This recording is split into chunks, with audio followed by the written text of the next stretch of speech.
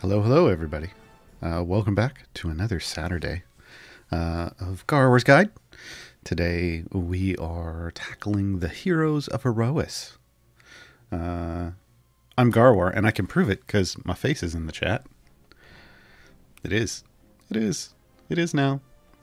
Gaarawarr's in chat. Gaarawarr's in chat.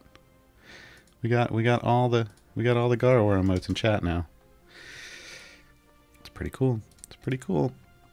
If you didn't see it, I'm just going to jump straight to this real quick before we start off. If you didn't see it, we've got a new emotes in chat. This doesn't show all of them. There are some special shiny tier 2 emotes in there as well. One of them is #blessed. Yes, it's happening, people. It's happening. It's happening. All right, so yeah, but shout out to Luke McKay and, of course, C&D Games for creating these with... there's a row of Mars, there's a row of Trevor, there's a couple Jason Charles Miller, and then another one for Girdle Champions, and then there's me. Hopefully we see more in the future, because, I mean, we've still got to fill out shows like Evergreen Champions need some emotes. Maybe Improvised Champions could use some emotes. Like, yeah, we need more. We need more.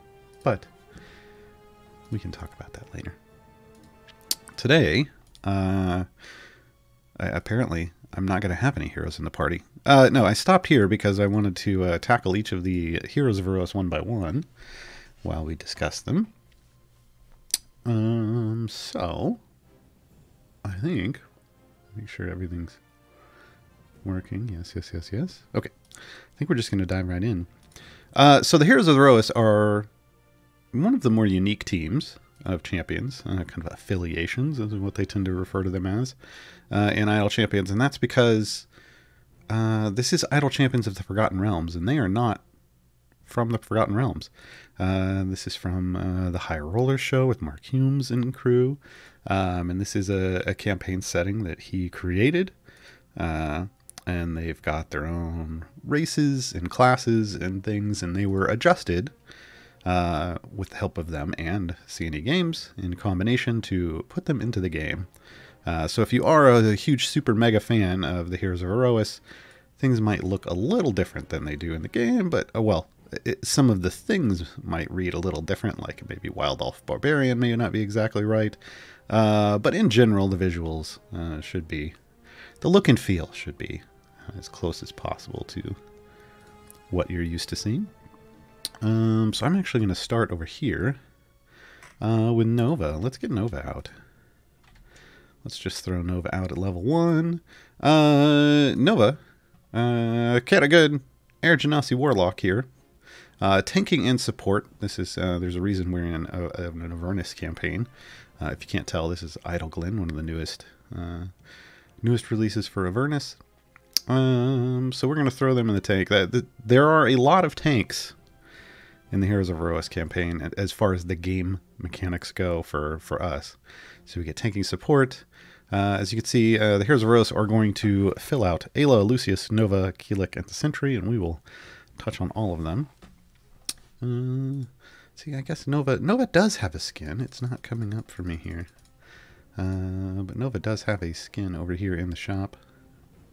So now I have to go point it out. Yay! The Valkyrian Empire Nova. Yeah, all of the Heroes of Aerois have a neat skin. I just don't have them all. Womp, womp, womp. Okay, so Nova's unique. The reason I stopped at Zone 1 and wanted to bring her in first is because that's kind of what you want to do with Nova. Nova likes to collect things along your journeys, and those things empower her. So let's see how that works. So curiosity right away. As you can see, huge explanation blocks here. So Nova is curious about the world around her. When monsters are killed, there's a chance she collects a trophy from it. It's a little bit serial killer, not going to lie. You might want to look into that with a therapist.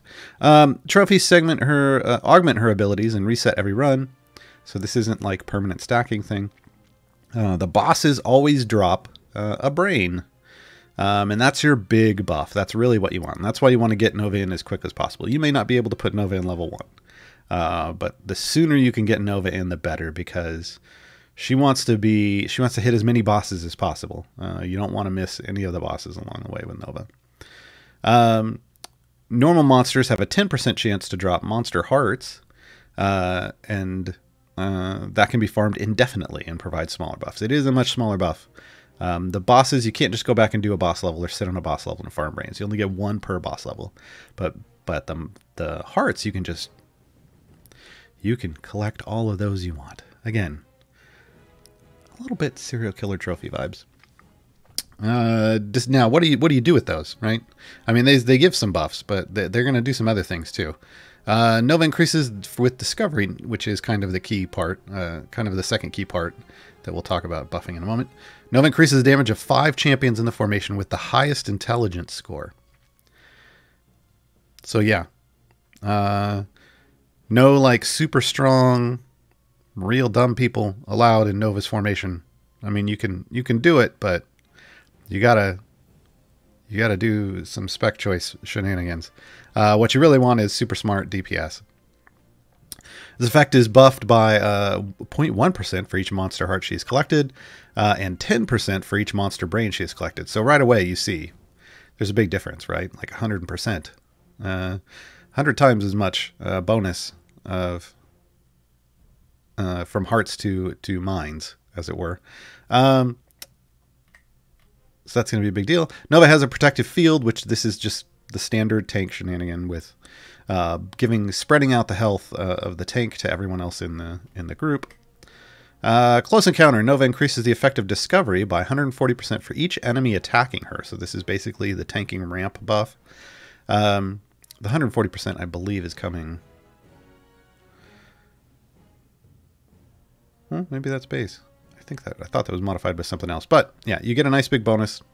And each point of enemy boss enrage, so that means when the boss starts doing its enrage stacks, and enemies can do this too, that it counts as an extra monster. And then slow. Nova's attacks slow the movement of enemies. She damages by 50% for 5 seconds. Enemies that are slowed by this ability deal half damage to Nova. So this is nice. It's okay against your streams of enemies, but where this really comes in handy is if Nova's tanking the boss, right? So if Nova's tanking the boss, every time she attacks the boss, it's going to slow, which, you know, the boss is already there. That's not the big deal. It's the fact that then this halves the damage, right? So you get some nice damage reduction to make Nova a little more tanky. Now the spec choices modify how discovery works. You can do mass appeal so that basically it's going to apply to the top 8 champions instead of the top 5, which is how you can squeeze in a real dumb DPS. Or not so smart DPS, excuse me. And then journaling, basically just if you're fine with that top 5 choice, journaling is going to just double the effect of discovery. So in most cases, you're gonna want journaling. This is one of those things you're gonna have to figure out, like what DPS are you using? We're using some Heroes of Aerois, and for reasons, we can just go ahead and double the effect. We'll talk about those reasons right now. Well, first we got to get to failsafe. Not gonna lie, probably the most underwhelming ability Nova has. When Nova becomes overwhelmed, see what I did there? Tiangong creates a protective barrier around Nova, giving her 250 points of temporary HP and stunning her until the shield is broken or she is no longer overwhelmed. This can only trigger once per area. The amount of temporary HP granted is increased by a percentage for each monster brain she has collected, stacking multiplicatively. Real quick, Tiangong is the sword she has. It's a sentient sword. So even with lots, currently in the state of the game, even with lots of brains, like if you can run 700, 800, 900 levels and collect all those brains, this shield is still real small, and it only happens once. Yeah. Maybe they'll tweak it at some point in the future. Currently, not the greatest thing. Cosmic Resonance. This is what matters for the fact that we're doing a full Heroes of Aerois formation, and why we don't have to worry about Discovery, because the Heroes of Aerois are automatically buffed by Discovery and are not included in the calculations for highest int score. Which means even if we're going to throw out 5 Heroes of Aerois, this is a 10-person formation, and Nova buffs the top 5 intelligence. So that means all 10 people in the formation are going to be hit by Discovery by default. So that's fantastic. And then because this is a group that has some fun interactions with each other, we do get a synergy ability. The Aerois synergy for Nova, she contributes to the Aerois synergy pool 60% per champion, buffed by Discovery. We're going to be hitting all 10 with Discovery because we're doing a full formation. Discovery is then increased by 25% of the total Aerois synergy pool. Obviously, we don't have a pool at the moment because we don't have any other champions. Oh, this will be... Discovery only other champions? So then maybe we max out at 9. It doesn't seem to be applying to herself, so maybe it is just everyone else. So yeah, so we'll look at that in a bit as I lose my voice already. We just started.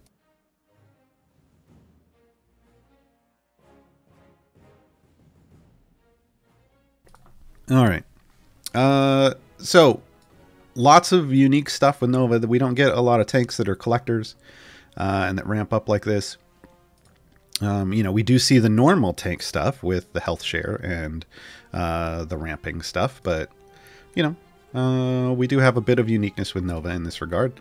But with the feats, as usual, we see some tanking feats, some all champs damage feats, that's usual.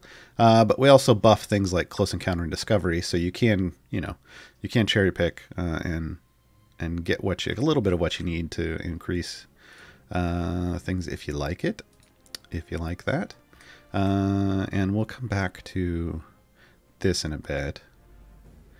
Close encounter, I think for feats, I would pick close encounter if as feats if Nova was gonna be my only tank. Otherwise, I would probably choose like discovery and all champs damage.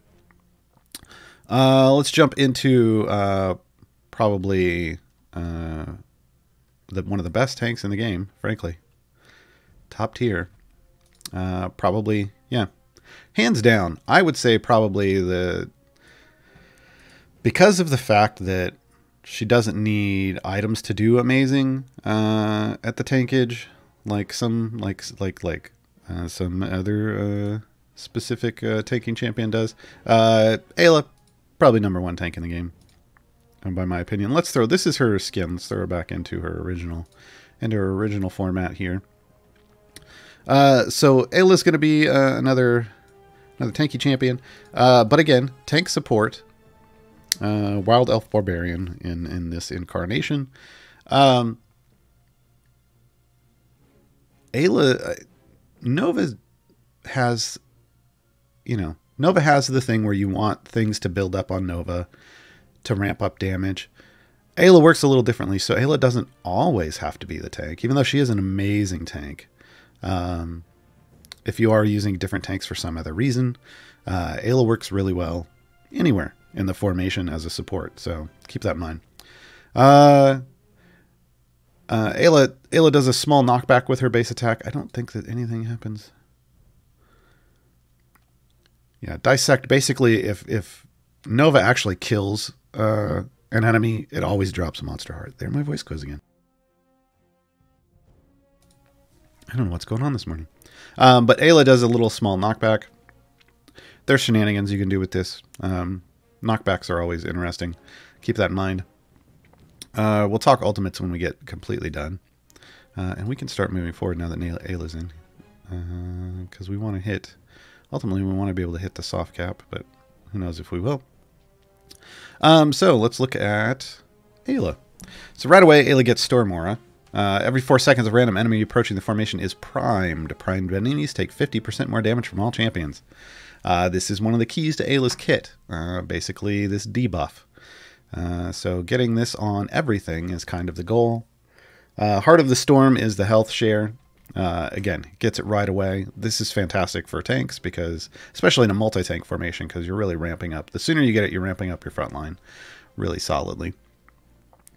Storm Soul. When Ayla attacks a primed enemy, they are stunned for 2 seconds and electrified, increasing the damage they take from all champions by a much larger amount for every alive electrified enemy. So this is kind of Ayla's version of a ramping buff, but it's based off, this is why you can place her anyway, it's based off just priming and electrifying every enemy on the battlefield, right? So when they come out and she, you know, She does the random approaching the formation is primed, and then she smacks that person, and then they're electrified, and then they're taking way more damage. And that's what you want. Raging Storm, when Ayla attacks an electrified enemy, all nearby primed enemies are electrified, and then all nearby electrified enemies are stunned for 5 seconds. So it just keeps getting worse for the enemies, basically. The more she spreads the prime around, and then she smacks an electrified, and then they kind of burst out around them, and then, you know, you get the idea. This really basically makes it so that as enemies build up on your front line, like as they start building up on the tanks and Ayla starts smacking them, everything on that front line is going to be debuffed massively. This is huge for survivability of tanks, like making sure that everything becomes debuffed so that you can clear that front line off. Another reason why she's a fantastic tank. Shielding Storm, and this is what makes her the best tank in the game. When an electrified enemy attacks Ayla, she gains a temporary HP at 10% of her max health for each alive electrified enemy. So this is when she is in, you know, she doesn't have to be in the tank line. She can do that debuffing, all that debuffing shenanigans she could do from anywhere in the formation. But this is what makes her a fantastic tank, and why, generally speaking, you want her as your frontline tank. Because every time someone smacks her and they're electrified, which should be anybody at the front of the formation, she gets 10%. She gets a 10% temp HP shield, but 10% per electrified enemy. You know, newsflash for those who don't know, you can build up, if your tank is survivable enough, you can build up to 100 enemies on the screen. 100 is the max. The game will stop spawning enemies at 100 enemies. And that's when regular enemies will start enraging. So that means Ayla can get a potential max shield of 1,000% of her health. Shenanigans. Shenanigans. So yeah, this is the ability. It doesn't require, and it has a refresh of, part of me wants to say 30 seconds. Another part of me wants to say 15. I think it's 15. Hold on. I gotta check real quick. Because it doesn't list this information, unfortunately, in the ability, even though I do have it. It's in the advanced tab in the settings. It's just not a thing. So I have to go check Gaarawarr's Guide to Ayla, which is on the Reddit wiki. Because I make those notes there, so that you have that information.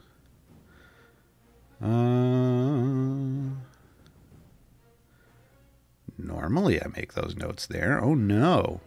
Oh no. I guess I don't have it there. Guess who's updating their guide after the stream ends? Luckily. I'm going to go ahead and say it's 30 seconds. Just in case. But I think it's every 15. I will figure that out. I have that note somewhere. I've got to find where it is. So yeah, so it does reset every now and then. It isn't every time someone hits her.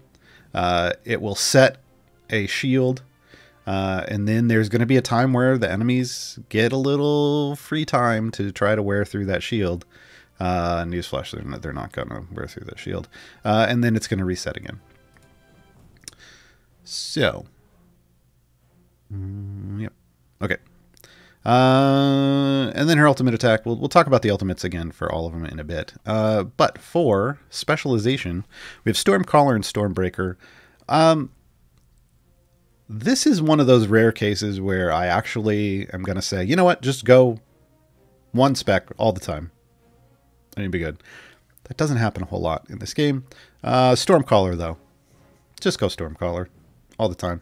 Reduces the cooldown on her Storm Aura by 2 seconds, which basically means everything's going to be primed as it comes out, more or less.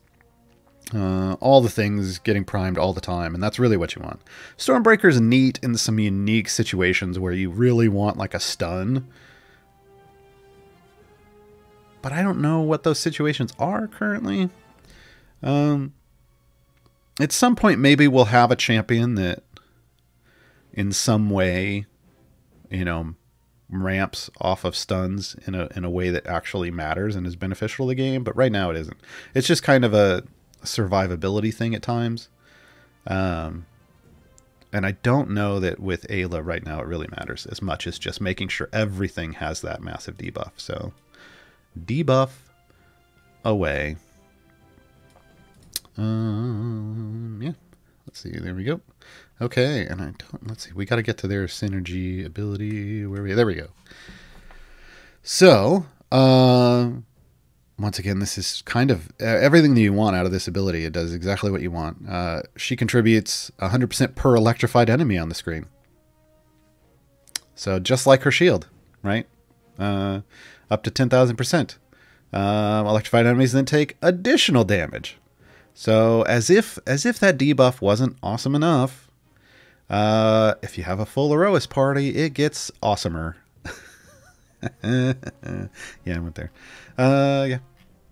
So, all right.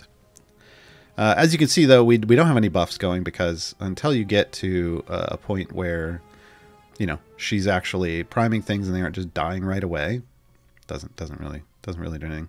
All right, third and final tank for the Heroes of Aerois. It's going to be Sentry. Oh, Sentry also has a skin. Is that one in the packs? It must be. Yes. Sentinel Prime. You know, real neat looking. That one's in the cash shop. All right. So, Sentry again. Tanking support. Also, community tagged Speed, right? Speed is a champion. Speed is a tag that we as a community have assigned to champions that have speed effects, and Sentry is one of those. So, Warforged Paladin. We're just going to go straight in. Basically, the Divine Strike smacks the nearest thing with her battle axe. It's, yeah, pretty straightforward. Exactly what you'd expect out of a paladin. Guardian of Soulwin. Increases the damage of champions within 2 slots of Sentry. If Sentry is in the frontmost column of the formation. So this is very specific. Sentry only provides this buff if they're in the front column. So if you don't have Sentry, unlike with the other two can technically do a lot of their things with... you know, that are still buffage related from other rows, especially Ayla with her debuffs. But Sentry, if you want Guardians of Soulwin, Sentry has to be in the front row. But a lot of the stuff that we like and that we use Sentry for comes right out of here. Create Echo. Echo accompanies Sentry in the formation. Echo has multiple effects based on whether Sentry wasn't, currently is, or was ever under attack in the current area. So real quick, Echo is right up here.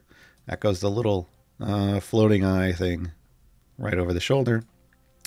Oh, and there's different colors, as you notice right now. See it's rotating through different colors.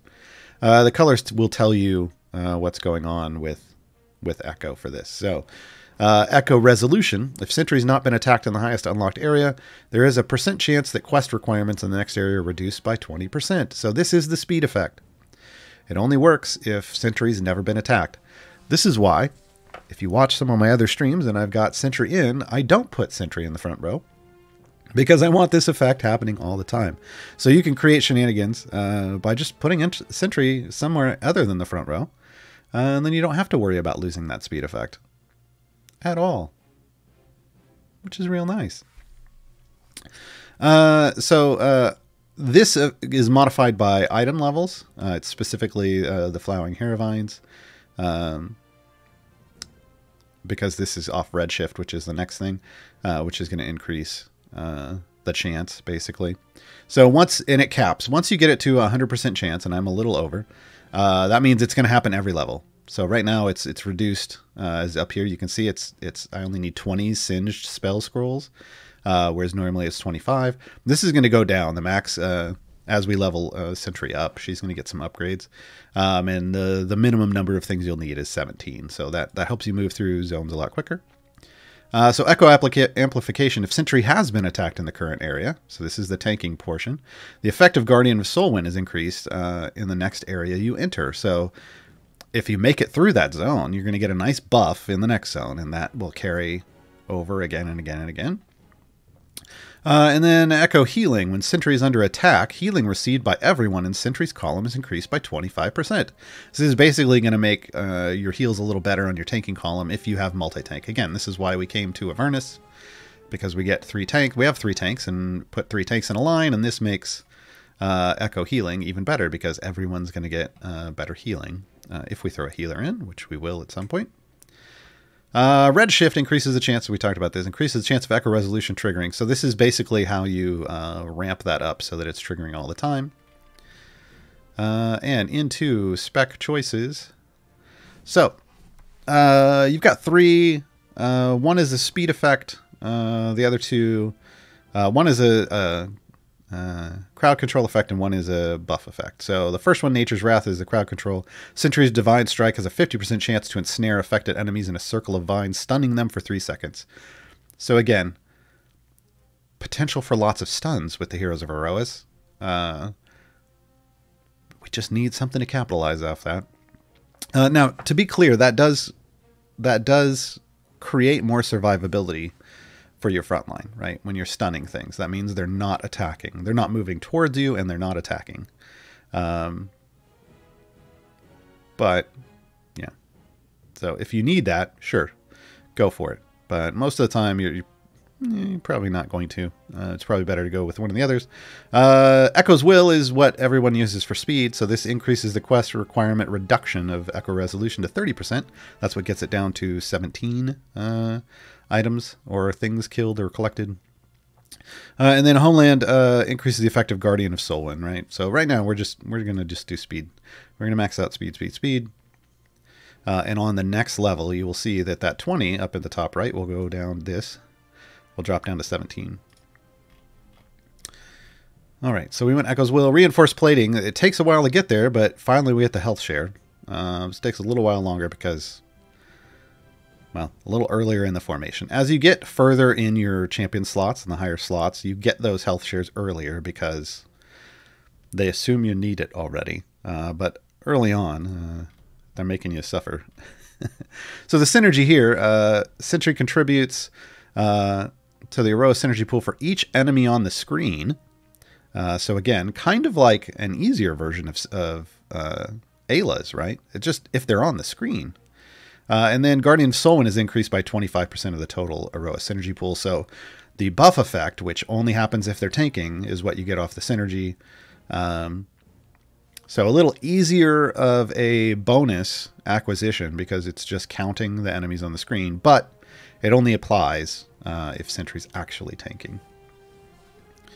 And that's going to be that. Feat-wise, oh, I forgot to look at feats on Ayla. We'll hop back. But again, the super generic health and all champs damage, and then you get some very specific things. Sentry does get an overwhelm, so this could take her up to 30. But then everything's Guardian of Soulwin, right? Ayla does have the health and overwhelm and all champs damage. So broader varieties. Gets a stat 1. And then has a Storm Soul. And obviously I like the Storm Soul, so that's what I go with. But if this is more if I'm not worried about her survivability at all, and usually I'm not because of my items, then I go with this. Now, if I didn't have great item levels on her, I would run the 30% health, and if you don't have Storm Warden, then the 10% calm under pressure, or the 10 extra to overwhelm, which takes her up to 35, right? That's just going to ensure that she's going to live through just about anything. But you get to a certain point with your item levels where you have enough health that you don't need that extra health bonus necessarily. And you can play around with your feet some more. That sounded real strange. All right. Keelik. Over here. Ba-boom. I remembered. The bird boy. So we're going to throw Keelik in. Keelik is our Aarakocra Cleric Bard. So this is going to be our healing support class. So Keelik is Obviously going to feed right into Sentry and that healing increase. I'm not necessarily... I'm throwing them all in the front line for now. Don't worry. We will optimize this a little bit better later. But so Keelik is kind of the built-in healing. You get that healing bonus off Sentry. There's a good synergy there before we even get into their synergy. Feather Flurry. Keelik attacks the frontmost monsters with a flurry of feathers. Okay. All right, here we go. Boom. Prayer of Healing. Heals all damaged champions. This is the key. All damaged champions. For X amount per second. This amount is increased for champions not adjacent to Keelik. This is why I said we'll optimize later. For each additional slot away from Keelik they are. So ideally, you want Keelik as far away from the front line as possible. So now we'll move Keelik. Boom. Which is, I mean, this is the perfect formation from this, because, you know, you get to be 1, 2, 3, 4 away. So maximize that healing. So yeah. But, well, we'll get into some other things here in a moment. Bless. Here we are. We're there already. Increases damage of champions adjacent to Keelik by 50% for each champion not adjacent to Keelik. So again, kind of an ideal situation, because we're all the way in the back for this. This is a 10 champion formation. So we're only going to have 2 champions adjacent to Keelik. Which means we'll have 7 that are contributing to Bless. See how that works? So this is kind of... Waterdeep is kind of a great place. Or not Waterdeep. Avernus is a great place to use the Heroes of Aerois if you want to utilize all of the champions. Like all the tanks in the front line. Yeah. It's kind of fantastic for it. Alright, jump straight into Spec Choices. So Expanded Blessing.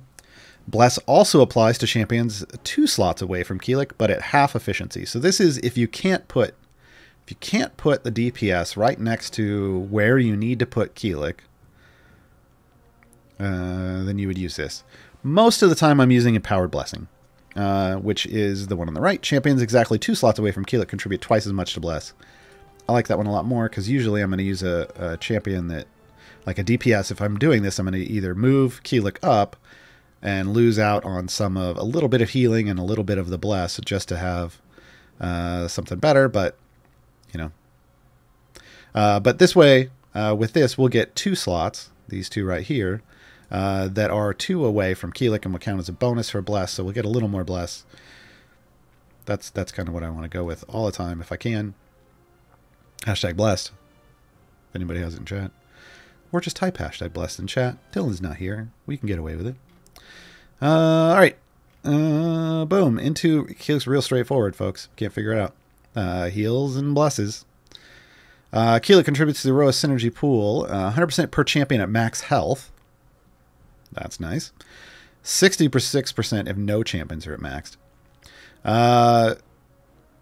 And that's increased by 50% for each champion Keelik has effectively healed in the last 10 seconds. So this is fantastic in those areas where stuff is falling from the sky, right? And everyone's being damaged. Or the boss attacks everyone with a big meteor storm or something, right? And then Keelik tops them all up, and then the contribution to the Aerois synergy pool goes way up, and you can spike stuff down. Pause for a moment. Look at this big bad guy. He's so cool. This is one of the new ones. He's fantastic. CNE up in their art game. Every time. All right. And then Keelik's Bless is then increased by 25% of the total Aerois synergy pool. So the healing doesn't go up, but the buffs do. So lots and lots and lots of buffs based off Aerois synergy for Keelik. And that's it. That's all you got. You literally get heals and buffs, and then your synergy. Keelik's real straightforward. You don't have to worry a whole lot. Keelik's complexity comes in how you place Keelik and how you place people around Keelik. But Keelik's just real happy just to be out there healing friends and buffing people for the damages. Why do I always forget? There we go. I'm always off on Lucius. Let me throw, this is one of Lucius's skins. The Fey Lucius, which you get free when you do one of Lucius's variants. So here we go.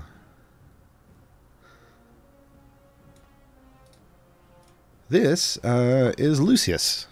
I think it's Lucius Elenasto, and I hashtag Lucius the Nasty Elenasto, but that's not a thing. That's just a thing I made.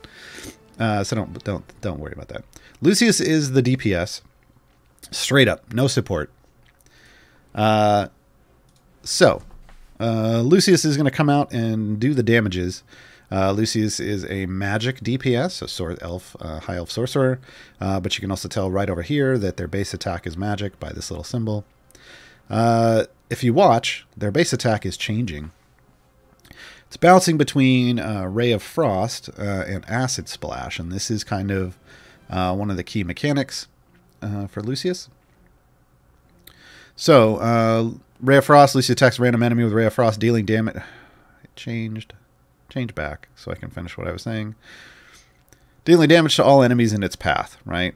So this is like a line DPS. Acid Splash, Lucius attacks the furthest enemy with Acid Splash, dealing damage, adds an ongoing 10% of Lucius's damage each second. So damage and a dot. Which is nice. So all the effects of Lucius's kit come off of this rotation of these two different spells. So Arcane Chromat Acid. Enemies hit by Acid Splash take major amounts of damage every second. And then Arcane Chromat Cold. Enemies hit by Ray of Frost are slowed by 50% for 10 seconds and take more damage from all attacks while affected. So, hey, guess what? More damage. You attack them, they take more damage. You attack them, they take more damage. But this is, they take more damage from Lucius as a dot, and this is they take more damage from everyone, right? So Elemental Adept, and this is where these two powers combined. They are Captain Color, because there's only two, never mind. When an enemy is affected by both of Lucius's Arcane Chromat abilities, because they hang around, they are stunned and frozen in place for 3 seconds, then explode with acid, taking a bunch of damage, which is equal to 1/5 of Elemental Adept stack seconds worth of acid chromat tick damage, right? Which for me is a bunch of damage. This also consumes both the chromat debuffs on the enemy and spreads the acid dot to nearby enemies. So it's basically stuns them in place. They burst with lots of damage, and then one of the dots spreads, and they're ready to get frozen again. Yeah. Each explosion increases Elemental Adept stacks by 1. So this is a stacking effect. And it gets a little wild. It gets a little wild. Again, this is one of those things that, as you can see, there are a couple people in who want to be in for as long as possible, and you want to do all the things. Lucius's Synergy, again, builds straight off what you want for Lucius. 100% per stack of Elemental Adept, and then the damage of Arcane Chromat Acid is increased by 25% of the pool. So just make it happen. Just make it happen. Everything about Lucius's Spec Choices rotates off of Elemental Adept. So, Dichromancy increases the explode damage of Elemental Adept by 25%. So you just get a flat 25% bonus to every explosion, no matter how many stacks Lucius has. Lucius does have a max stat cap. It caps at 100 initially, and that's where we get into Elemental Master, which increases the maximum stacks of Elemental Adept by 50. So this makes it go up to 50. Now, the damage is increased for the Elemental Adept Explosion based off the stacks. So by going up 50 more, you're getting 50% more damage than you would have at max, right? So Dichromancy just gives you a flat 25% at all levels. Elemental Master gives you 100. It gives you another 50% bonus, but only when it's capped. So that's only if you think you're going to be all the way at max. And it resets, those stacks reset every time you switch levels. So that's important to keep in mind. Lingering Chill keeps some of the stacks when you change an area. So early on, this isn't going to matter much. You're going to fly through areas and you're just going to lose stacks and keeping, you know, the numbers are going to be very low. However, as you get towards further on and it's taking a while to kill things and you reach max, that means when you get to the next stage, you're going to start more often than not around 50 with Lingering Chill. So it's going to take less time for you to get to that max with Lingering Chill than it will with the others. If you just want quick and dirty bonuses, basically all the time, you go Dichromancy. If you want to just get to that max faster when you're near your wall, you go Lingering Chill. And if you think you have survivable enough frontline and you just want all the damage potential possible based off that, you go Elemental Master. We have a 3-tank frontline with one of the best tanks in the game. We've got a solid healer, and one of our tanks is buffing our heals. So I'm just going to go ahead and pick Elemental Master. We're gonna run as hard as we can, right? Because keep in mind, Aerois Synergy, this is also buffed per stack of Elemental Adept. So going all the way up to 150 stacks means I increase the Aerois Synergy potential as well. So it all kind of feeds into itself. Elemental Master, yeah, that's what we picked. Prismatic Spray is the ultimate. We'll talk about that in a second. That is everything for Lucius. Once again, I saw it in chat, so I'm just going to post it here. The 5 heroes of Aerois are Ayla, Lucius, Nova, Keelek, and Sentry. They are all in the game. That's why we're talking about them right now. So this is the full. This is all of the Aerois Sentry people, or heroes of Aerois people. Now we're going to have to build out a group around this, obviously. Because we need to figure out what our focus is and how we're going to, make this whole thing better. We won't be getting, unless I'll put some speed potions on. At some point during the Q&A portion of this, we'll probably get to a place where we're actually getting beaten on. But it's not going to happen right now. Ultimates. Sentry charges into battle atop a transformed Echo, dealing damage over time with their flame lance. I'm gonna let this change zones, and then fire this off so that we get the full effect. We want to do these before we add. Look at that! Look at that! Real nice if you got a large buildup of enemies at the front, but real neat. Leaves it behind that little flaming trail for a little bit too. Calm emotions. Keelek rains purple feathers from above, calming all attacking monsters and reducing their attack and enrage speeds to 1/3 for the next 30 seconds. Fantastic. This is that survivability. You know, it's not enough that he's going to heal, everyone, everyone in the party if they're taking damage. He'll also reduce all their attack speeds for 30 seconds, like boss attack speeds. For bosses are the big deal, but enemies too, for 30 seconds. So here we go. And you see him just raining down. You get the purple fellers all over the place. That's it. And if we were dealing with things that were doing lots of damage and that were hard to kill, the effect would last for 30 seconds. We're killing everything instantly, so it doesn't really matter. Prismatic Spray, the disco ball of abilities. 8 multicolored rays flash from Lucius's hand in a cone shape. Each enemy in the cone takes damage and receives both the chromat abilities. And what happens when they receive both, chat? They explode. So this is going to apply both of them, stun every enemy on the screen, because this hits every enemy, basically. Stun every enemy on the screen and cause them to explode. This is how, Lucius's achievement that's related specifically to him is making things explode a certain number of times. This is how you do it. You just put a familiar on this and you let this happen. Like, you get to your wall where you're building up lots of enemies and then you just let this explode them on cooldown. So here we go. Oh, he jumped out and did it. That's not supposed to happen. It triggered right in the middle and it shot it out over here. But normally it would happen from back here. We'll do it again in a bit. And it basically just blankets the entire enemy lineup. Storm Herald.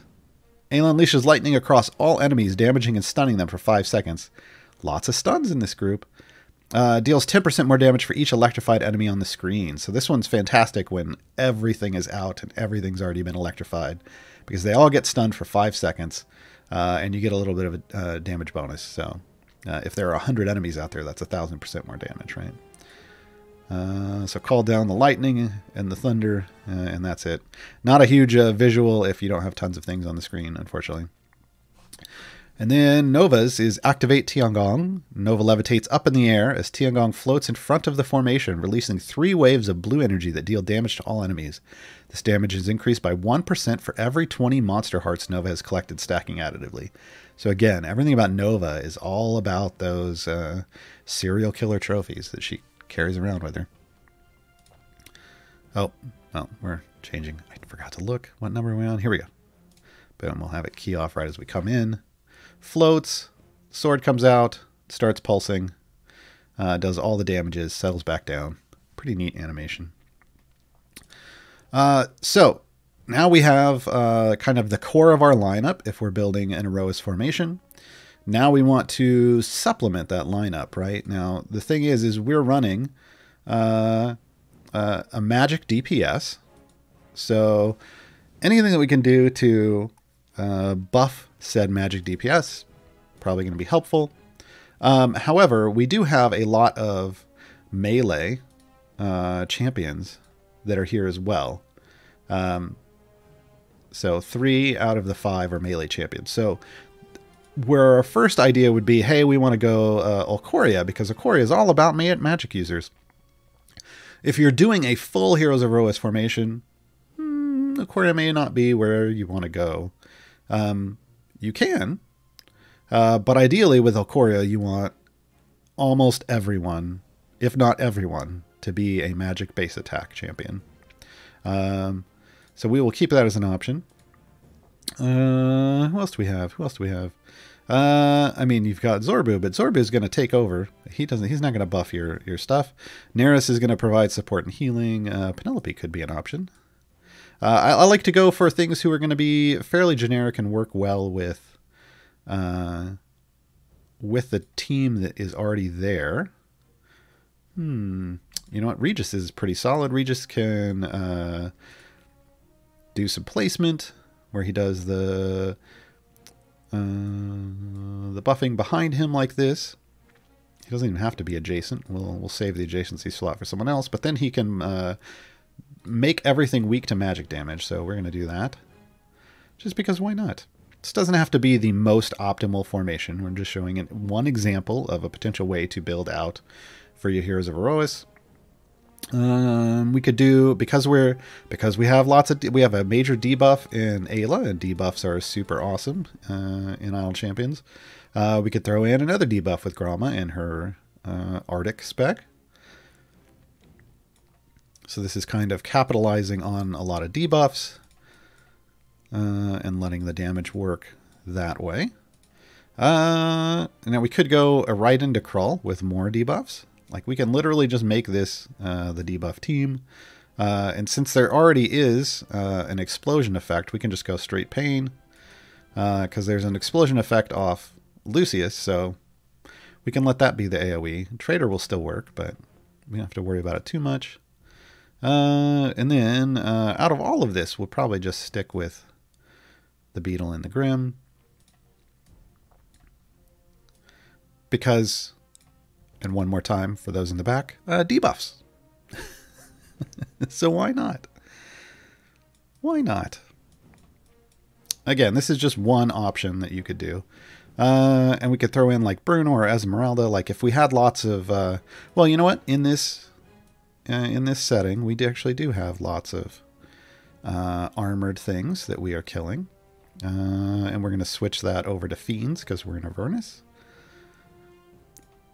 And smells like a trap, so everything is the debuffed. And now I will throw out all of my familiars so I don't have to click on anything anymore. So that's a potential way to build around this if you'd like. Again, you could maximize Ulcoria and you could try to swap things out. And honestly, if you bring in Ulcoria and then maybe swap out, you know, 1 or 2 of the Heroes of Aerois, of the tanks, like, and bring in another magic user, Okoria can be totally fine, and you can run that. But ultimately, the key is you want to build around using all of them and building up their synergies and letting their synergy pools basically buff and give them bonuses. Right now, we're looking at some smaller bonuses because we're not super far in. So Curiosity, I've only got 239 hearts and 17 monster brains. So, you know, there is a contribution to the pool, but that's really one of the only contributions because the others aren't really kicking into effect yet because we're not to a point where they're really going to start stacking up their stuff. So early on in your formation, they're not going to, like when you're still insta-killing stuff like I'm doing now, you're not going to see the Aerois synergy pool build up, and you're not going to see a lot of the major effects.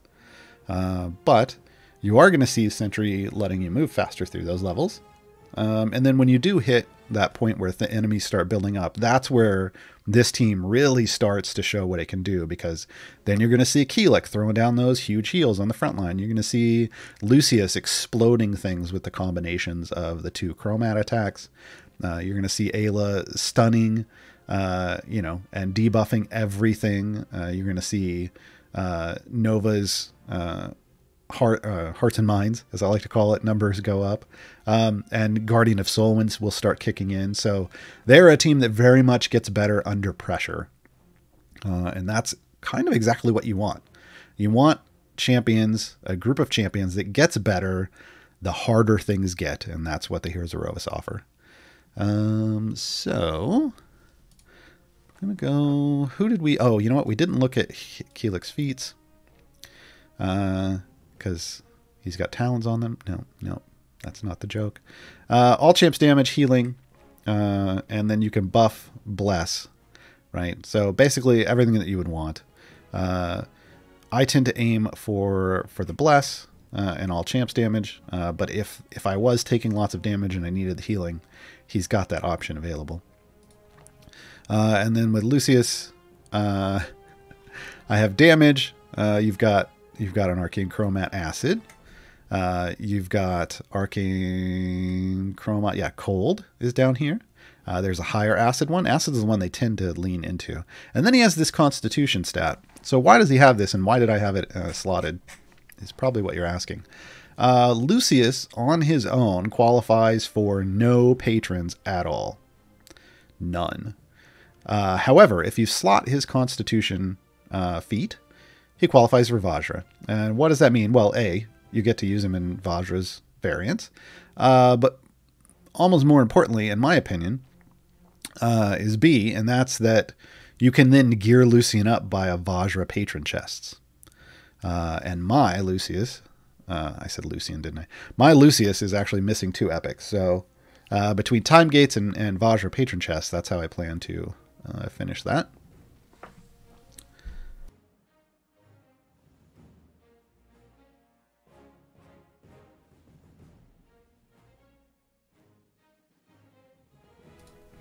I knew that was coming. Anytime I touch my nose, unconsciously, I sneeze afterwards. It's like my body knows it's coming, and I'm like, no. All right. So that is the hashtag blessed in chat. That is the Heroes of Aerois, kind of in a nutshell. Obviously, there's lots of different formations you can put them in, and you can work your shenanigans, and you can give up a little bit here and get something there, but Avernus just feels real good for them because you can use all 3 of them, all 3 of their tanks. Keelik can be all the way in the back, and Lucius doesn't care where he sits. You know, ideally, we are losing. I will say this: we are losing off on here, Guardian of Soulwin, because Guardian of Soulwin only buffs within 2 slots. So this is a little further back than we would like, because this is 3 slots away.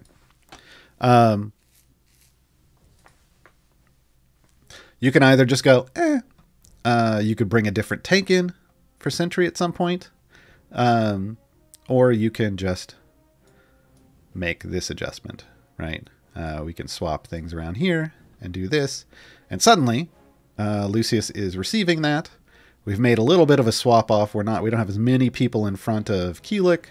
for Bless, and also Keelik's a little closer, so the amount that his healing is going to be lower. But, you know, the trade-off there is that you still get Sentry's Guardian of Soulwin buff.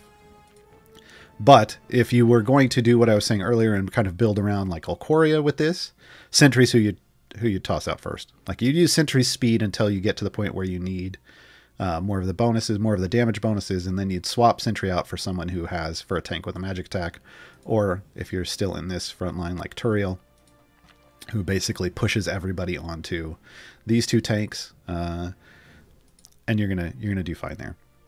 So keep those things in mind.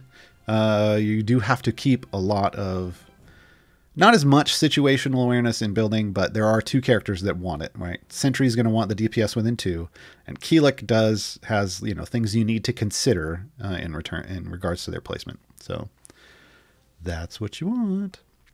And yeah, I'm seeing chat. You can make Keelik buff champion 2 slots away. Yes, but it reduces the bonus by 50%. You can do the math. If it would end up if Bless would end up being higher here, even with the 50% reduction, which is a lot, go for it.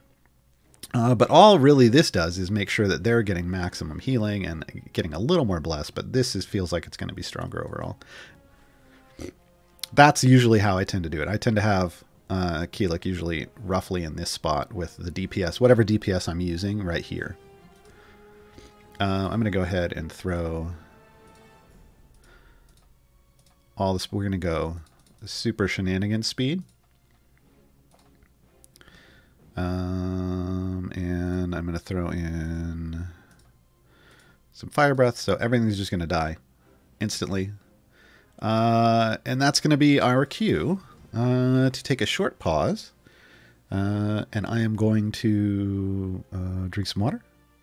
And then we'll get into the Q&A. So if you have questions about the Heroes of Aerois, Jay has been collecting them, and I've got them in over here on a page, and whatever you've put in chat that was relevant. Also, any questions about other things have been collected and put in that chat as well. I will tackle the Aerois stuff first, and then we'll just go into more general Q&A. Right? I will be right back, folks.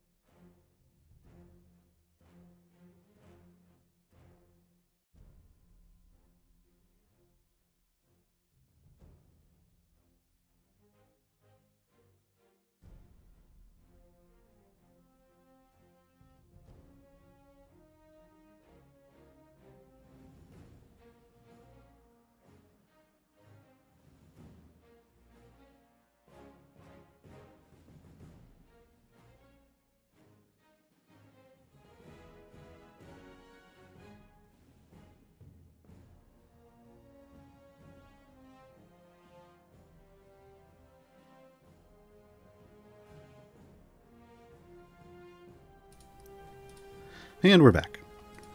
And yes, we are at Ludicrous Speed. Basically, this is 3 potions gets you to 10x speed. That's the fastest you can go in the game.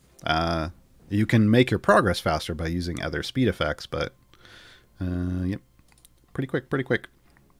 Real quick, I did see someone in chat. You can adjust Keelik a little more, and by moving like this. This trade-off. So why would you do this? This trade-off is based around, remember, we picked a bonus spec that gives Keelik more if for the number of people that are 2 slots away. Right here, there's only 2 people 2 slots away. Whereas if we move up, we get 1, 2, we get 1, 2, 1, 2, and 1, 2. So that doubles the number of people 2 slots away. You want to do the math on this, and the way you do the math on this is basically you open up. Here, let's put this back. We're going to lose healing. So again, you're going to have to figure out what you need is healing for your front line or buffs, right? So right now, if I go to formation buffs and I look at Bless, I'm not worried about the current stacks overall. What I'm worried about is this number, total bonus. It's sitting around 4 EO8, right? And we were all the way back here. We were at 5 EO8, right? But we weren't getting, but Lucius wasn't getting a buff there, right? So we want to calculate based off where Lucius can get buffs. So if we go all the way up here for Lucius to get buffs, we can actually get, 6 to 7 EO8. So this is the highest Bless total. Total healing at 2295 because I don't have any stacks. And then but the problem we have here is we're going to have to make some adjustments. I'm going to need to move Esmerelda up, and that means I'm going to have to respec Regis, because Regis now needs to encourage ahead with magic. So yeah, keep in mind you may need to move some people around depending on who you're using. Give up something to get something else. If we're just trying to squeak every little bit of damage out, that's where we're going. Oh, and there's another one. 2 back here. So 2 here, 2 here, 2 here, 2 here, 2 here. Lots of stacks. So this is going to give you the most of that if you're using that right-hand spec. If you go to the left-hand spec with Bless reaching 2, then you still want to look at that, but maybe not as heavily. Let us see if we have any questions about specifically the Heroes of Aerois. Grimguar, does Nova collect things when used with Modron cores? So first off, a Modron core, I'm using a Modron core right now. Modron cores don't have to be slotted in your background party. They can be slotted in either party. In fact, I've got a Modron core in both of my parties. So yes, in and of itself, yes. So I think the question you were trying to ask is, does Nova collect things in the background? And yes. Not as much. Any kind of stack collection is a lot.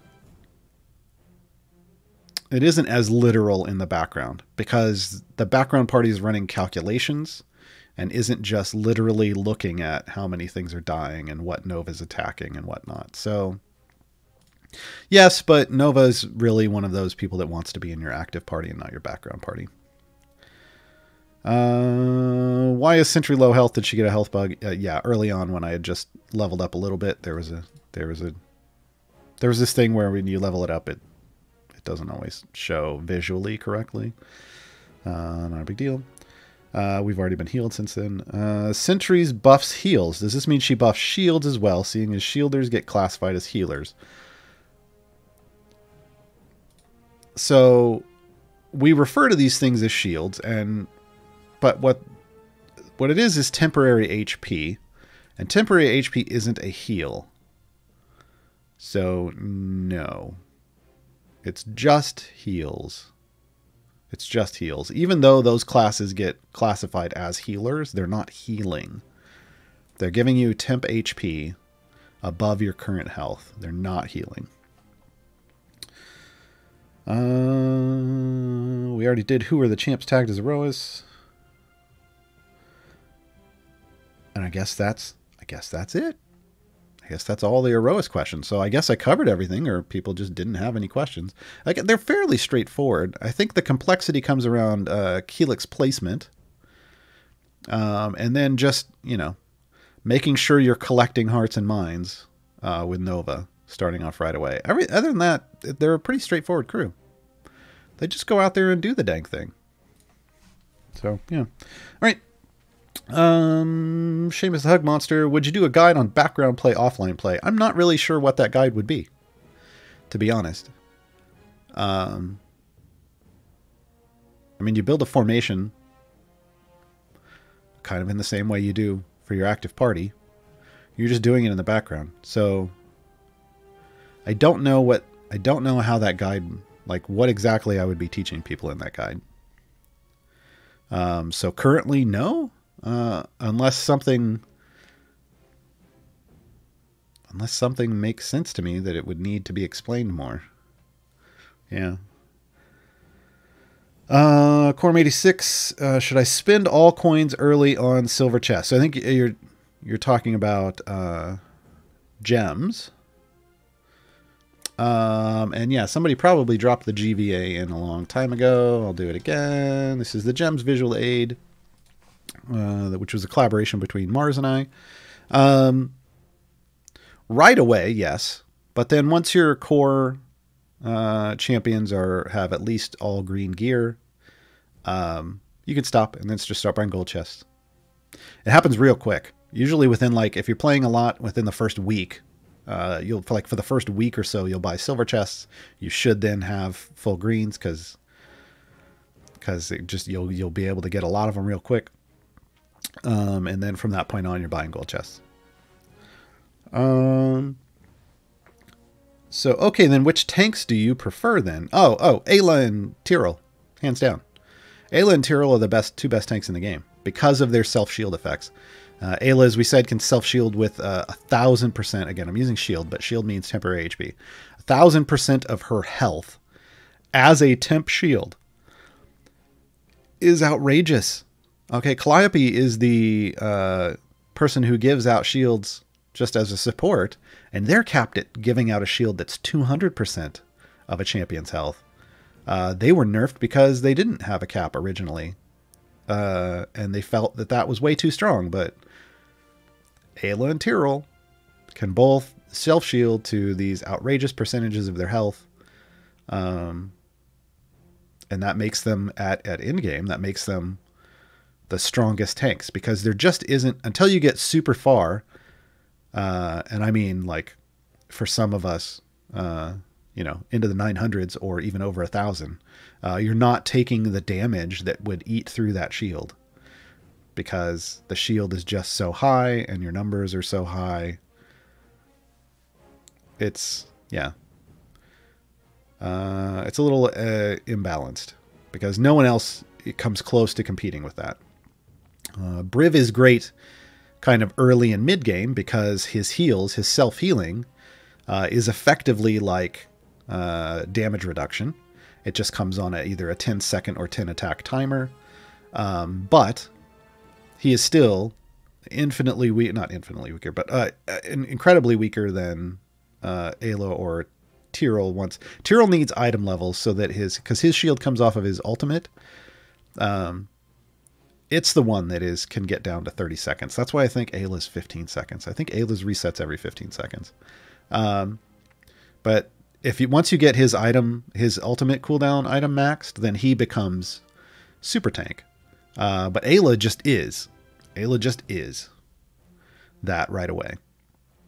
So yeah, Briv can only heal effectively up to 99.99% of his own health.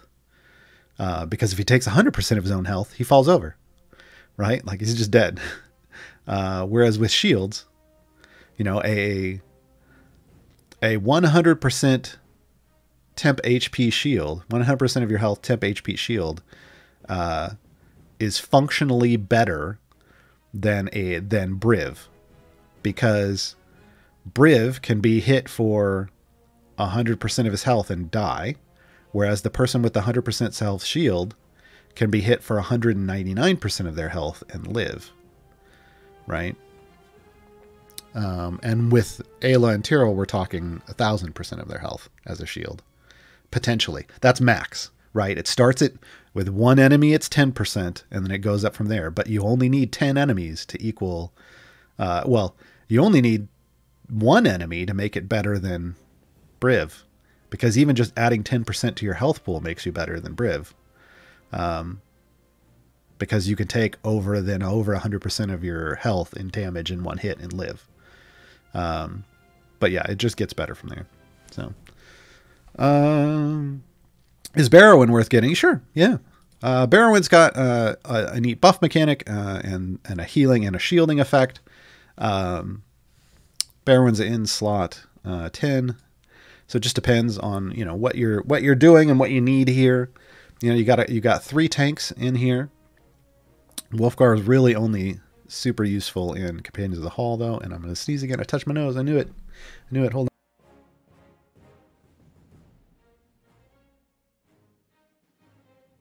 I always recognize right after I touch my nose. Okay. You've got like a DPS, and then you've got a couple support, the support DPS, and then support. So Barrowin can do the supportings and the buffings. And if you're just in a real pinch and you need an extra tank, Barrowin can exist on the tank line. But Barrowin is not a tank. Barrowin has no tanking buffs, tanking related buffs. Barrowin can exist through hits, but provides no bonuses for, like, no ramping bonuses. Which champion should I choose in a time gate? Sasaspia, Spurt, or Ishii? I mean, I would go Spurt just because 11 days. But yeah, actually, in reality, I mean, jokes aside, I think Spurt is the better all-around option there. A solid support. And just kind of very little requirements for use. What do the stat feats do other than possibly making the champion viable for certain buffs? I mean, that's a big one. But then also it can make them viable for certain patrons. It can also make them usable in certain variants. Some variants have restrictions based off what stats champions have, so you can play around with stats that way with feats to get them to qualify for those variants. There are certain bosses in the game that will trigger effects on you, and certain variants that will trigger effects on you, and your champions will roll saving throws behind the scenes based on their stats. Also, sometimes there's just damage effects there, and if based off your constitution, like wherever your constitution numbers are, the damage that you're taking consistently in every level can be higher or lower. So yeah, there's a lot of other things that are in there, but they tend to most have to do with variants. Yeah. The free time gate heroes, was Birdsong a good choice? Yeah, Birdsong can be a DPS, a nice multi-attack, fast attacking DPS, and can also be a support. Bishop McHugh, or the Electrum chest, the new standard for streams? Yes, we're going to talk. I was going to talk about that earlier when the pop-up came up, but I wanted to answer questions first. Yes. So the giveaways now going forward are all going to be Electrum chests. I already popped mine, but it's right here. So these are the new Electrum chests. So unless well, they should be switching over all of the stuff that partner streams get. So like there are official streams, like this is an official CNE Games stream, so on their channel. And so all of these going forward, well, not all, but the vast majority of these going forward, because they may still give out something else every now and then as a treat. But the vast majority of these going forward are going to be the Electrum chests. That's what you should expect now from codes that you enter from official CNE streams. But also the partner streams. So, things like Dungeon Scrawlers, or the podcasts, not just the official ones like Champions of Lore and Champions of Psychology, but also man.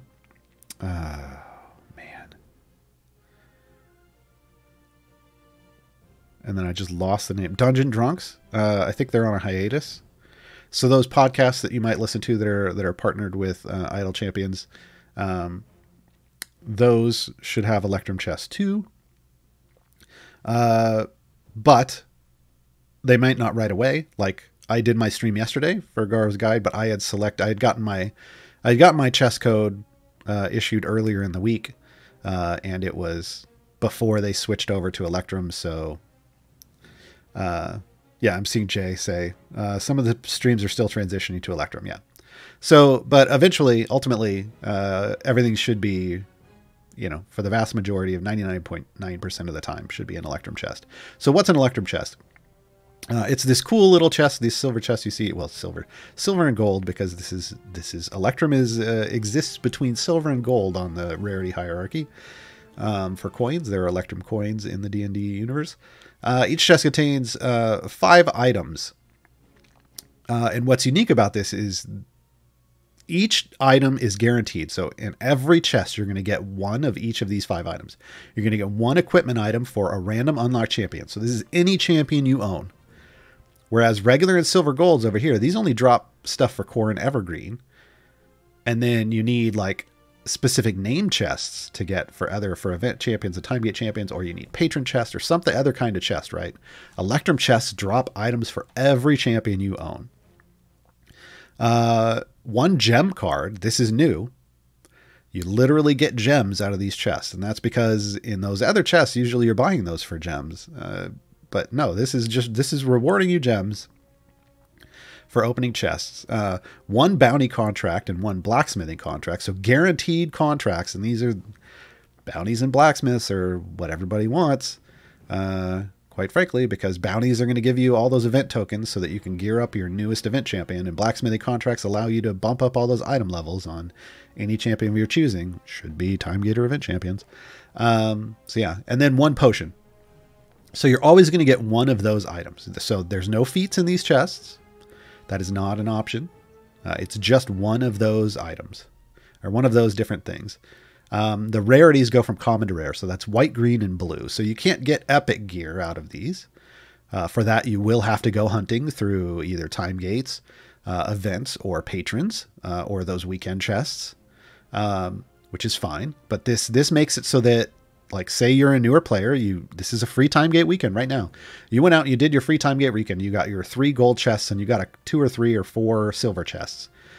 Well, that doesn't really give you a whole lot of gear for that champion. Well, now you could pop open Electrum chests and get a chance to flesh out those characters all the way up to blues, all the way up to full blues.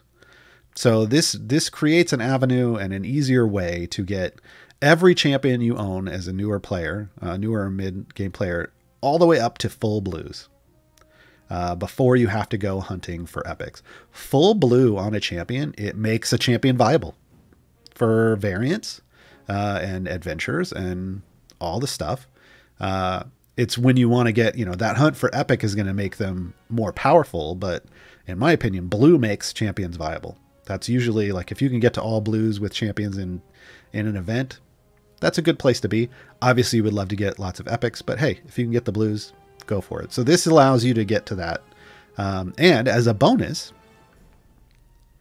Electrum chests do drop shinies. So, and because these drop for every champion, this means you have a path to fully, to getting every single one of your champions fully gilded. So having them either shiny or golden, just from free stuff, which didn't exist really before. I mean, you could get that time, chests that you get out of time gates and events, and even patron chests could potentially drop shinies, but those are limited in limited numbers. Whereas, as we know, just on the C&D Games channel, there are 10 Idol Champion shows each week right now.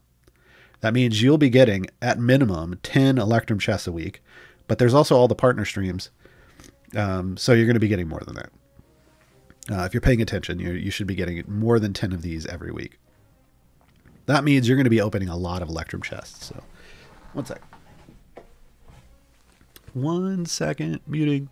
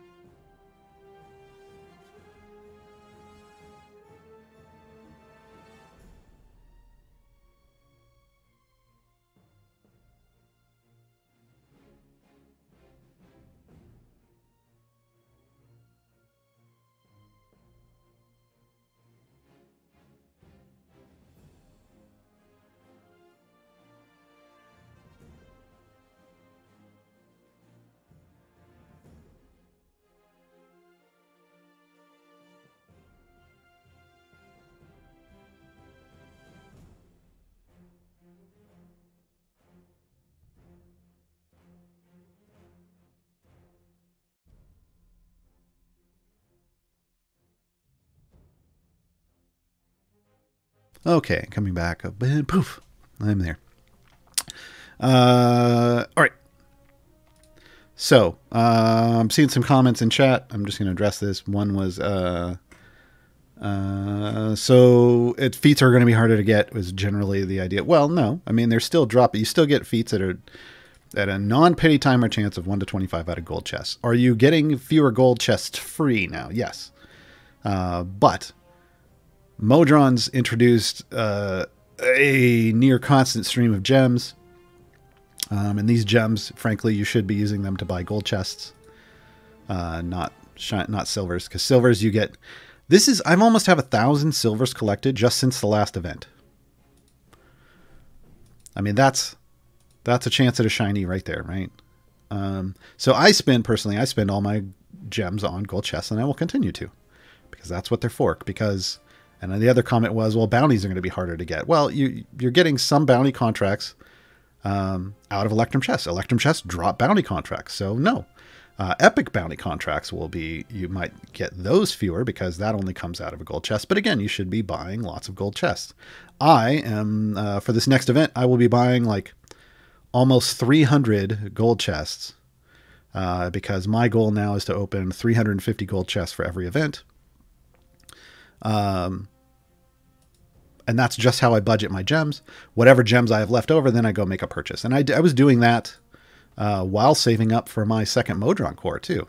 It took a little longer to get my second Modron core, but that's fine. I got my second Modron core around the time I maxed out my first by budgeting that way. So, you know, I'm not too worried about those things.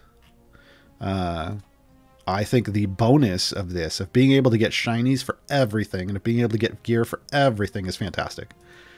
In-game players, some in-game players, I would think in-game players would like this because, again, shiny chance. I would think new players like this because, again, all the new items. So, I mean, there's probably going to be a handful of people who don't, but... and yes, this does introduce now tiny bounty contracts, which are the white versions, 5 minutes of offline gold.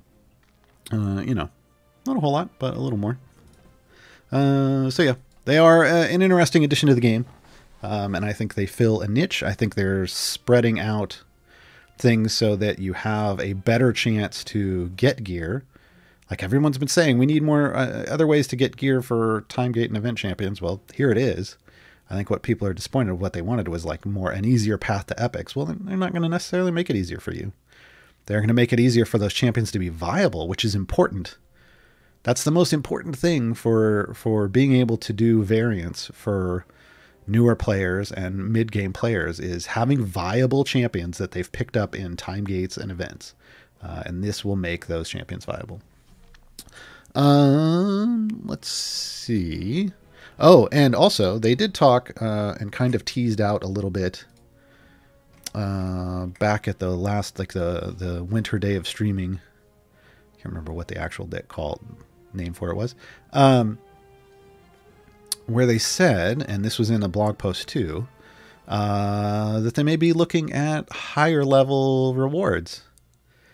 So even better gear than epics potentially at some point, which, you know, I don't know if those will come out of a chest, but if they do, this may be the, you know, that could potentially be the long asked for platinum chests. And that could have a whole different slew of gear. So, you know, if they're looking long term with things that we don't have a view on, things like this can make lots of sense, and we just may not see the whole picture yet. Hey, is there a guide for the free-to-play heroes started today? So if you're talking about the Core 12 champions, yes, there is. There is a Gaarawarr's guide to the Core 12 champions on the CNE Games YouTube. So you can hit that up. I think, if you want the link, it's right here in game. But bam. Right there. Otherwise, it's, you know, YouTube, blah, blah, blah, /CNE Games, I believe. Which hero is advised as DPS from the starting heroes, not taking gear into equation? Excuse me. Right away, Jarlaxle. Jarlaxle tends to be the first champion that you're going to get that's going to do a lot of work for you DPS-wise. You want him in his gold spec, though. It sounds odd, but early on, gold's going to give you, well, the gold spec's going to give you lots of gold, and that's going to give you lots of power. And that power is going to actually be better than doing his damage spec. Frankly, I only ever used Jarlaxle in his gold spec. You're going to want to go, right away as a new player, open the main menu, go to newsletter, sign up for that. And that will give you Hitch. And Hitch is who you will then transition into. He's a support character, and he will support Jarlaxle really well for a long time. He's in Delina's slot. And then eventually it'll get to a point where Hitch is actually better for you as your DPS than Jarlaxle. So out of the starting set, and I do classify Hitch as kind of a starting champion. I didn't include him in that Core 12 guide, but he is basically a starting champion because you earn him for free right away with the newsletter. But yeah, start off with Jarlaxle, then switch to Hitch. For the record, I put up a new player reference on Reddit last week. So Gaarawarr's new player reference, a guided tour, which is basically like if you wanted me to kind of hold your hand a bit through the entire early game and get you into the mid game, like what's the most efficient way to get there. That's it. It still requires you to make, it's up on the Reddit, it still requires you to make some decisions for yourself. But it kind of gives you an efficient path to get to the mid game. And I did that whole thing. So 3 months of play, starting off with Jarlaxle and then using Hitch as my primary DPS. And then I transitioned, I think, into Farida, but you could transition into any other event champion after that as necessary. But Jarlaxle and Hitch were key to me doing most of that. If Lucius isn't your main DPS, when would you have him in? You wouldn't. Lucius is a DPS. Literally DPS. So you wouldn't. Do these kinds of specific team affiliations work better than a generally mixed team not based on affiliation? Not really. They're there for fans of these groups, like from the Companions of the Hall to the Waffle Crew to Acquisitions Incorporated to the Heroes of Aerois, and on and on and on. These groups are groups that are... they're there for people who are fans of the show to play with the characters that they like. They also offer a lot of interesting mechanics, but putting them together, they make for fun and unique ways to run variants that are different. If you don't want to play the super high meta game, you can still do a lot of the content with them. We're running into some problems here where, because of Krull, we have a leftover. But you know what? Let's just not Krull. And see, I don't know if we'll get any further. Probably not. Probably not. We probably do need Krull, but that's a Krull thing. So yeah, I mean, you can do stuff. You can play content in the game, but are you necessarily going to get as far as you might normally? No, but that's not always the goal, right? Yeah, I need Krull. Dang it. Dang it, Krull. Oh, hey. Hey, there was a Prismatic Spray. Not that it mattered. There we go. A lot of the variants, I mean, variants tend to have lower goals, and if you can fit everybody into a variant, then you can run that formation. If you're just playing through the adventures, the base adventures in the campaign, you can do those just fine with these themed groups and have a lot of fun with it. When do people push for a second Modron? I mean, I started saving bit by bit. Like when I first unlocked Modrons, I just basically said, okay, I'm going to buy my gold chests every event like I normally do. But I'm going to save the rest and not spend the rest on anything else. I'm not just going to spend, because originally before Modrons came out, I spent all the gems I had every event because I didn't have anything else to spend them on. So I just pumped them all into gold chests. So I stopped doing that, and I started saving them so that I could I just bought a certain number of gold chests, and then I saved the rest for the second Modron core. And by the time I got to level 15 of my first core, I had the 500,000 gems to buy the second one, which was kind of perfect timing, in my opinion. Is it true that you should always have only one DPS hero? Pretty much. The formation management strategy of the game is that you try to focus all of the buffs onto one DPS, because that is going to be your primary DPS. That is how you're going to generate the most damage. There are some champions that try to do some shenanigans with being a secondary DPS, but it tends to not work real well. Could you pull it off in some variants? Sure. Are there times where you have multiple DPS in because some of them are DPS / support? Yes. But ultimately, you want to focus everybody around somebody who you have chosen to be your primary DPS. And that character doesn't have to be a DPS. Like I said, I use Hitch a lot of times, and he's a support character. But I focus all of my buffs onto him, and he acts as DPS. So, do you need Tyrell's Wild Shape for shield to be in effect? Yes. It is literally, his Wild Shape is his tanking spec, and his ultimate in Wild Shape is Shielding Bite, which gives him the shield. From Vlad, haven't played in a while. Welcome back. Are patron chores still a thing? Yes. And we will get a new patron at some point, at least one this year, probably in the first quarter or so of this year. God, that guy is so cool. Look at him. Yay. Could you go over the champions that are strong against specific enemy types or do a guide about them? Ooh. Ooh. There are only a couple. Well, no. There are a handful, I guess. I don't know that it's... So here's the thing. I don't know that it matters. I hate to say that about a feature of the game, but I don't know that it matters. Because they are so specific that it's rare that you're only going to have adventures that only have that type in it for it to really be a big deal. Because usually most of the, especially variants, or excuse me, especially like events are always going to vary things so that there's a mix of different enemy types. So you can't ride someone that's just amazing against one enemy type. You see this shortcoming come up real quick, especially Minsk. Minsk is a starter champion. He has a favorite enemy. And he has 5 different enemy types that he can be favored against. So you can do real well with Minsk up until the point as your DPS or even just as a support, up until the point where you get to a level that doesn't have one of those enemies, and then that's your wall. Because you chose a support or a DPS that is only good against certain types of enemies, and now you can't get past the generic types. So they are very situational. I mean, I do like some of them. Like I said, Minsk is one. Zorbu's another. Zorbu tends to work everywhere because Zorbu's just super strong. But he technically does prefer to fight against things that are specifically humanoid, drow, undead, or something else. What?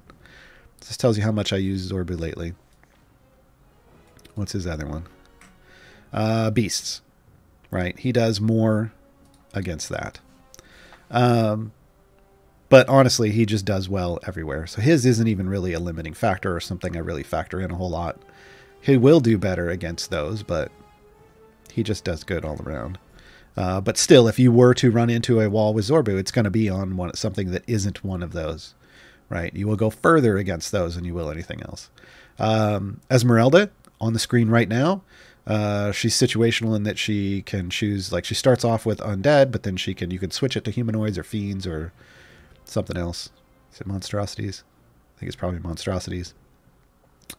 So everything's kind of situational, and you're going to do better against those things. It just creates these weird lulls where maybe you're not doing great. I need to hit this with some ultimates. As much as I like to see this guy on the screen. There we go. So I don't know. Maybe at some point, if there are more of them, the issue right now is there aren't a whole lot, and I don't know generally that you necessarily build formations around them. It's more that you bring them in and use them at times when it would benefit you. But yeah, I mean, we can think about it. Oh gosh dang, who gets bigger as he enrages? Everything gets bigger as it enrages. So yeah, as if he wasn't big enough, he eventually would become a foot on the screen. Nice chest purchase guide. When should Electrum chests be open for new players? Do we have that bug again with things not dying? Great. Thought they fixed that. I think this is an Ayla. I think it's an Ayla bug. But I don't know. So, when should Electrum chests be open for new players? I mean, honestly, just new players in general, just when you get chests, open them.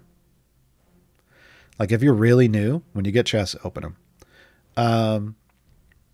For me, I'm holding on to my Electrum chests because I don't have anybody that needs the gear out of it. So when I get, we have a new, hold on. Dun, dun, dun. We have a new champion coming next week on Wednesday. Wednesday, February. That's right. We made it. We lived through January almost, folks. We got a couple more days, but February 3rd, we get 3 kobolds and a trench coat as a playable champion. This is going to be Human. That is, they're going for the Star Trek pronunciation. Human.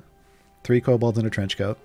They're arriving next week. So when Human arrives, I will do the same thing I usually do. I will adjust my normal. This is me being this. I always have to put this disclaimer in. This doesn't get you better loot necessarily. Not in the small numbers we're talking about. Doesn't necessarily provide any power. This is really just a collection thing. This is what I'm going to explain here.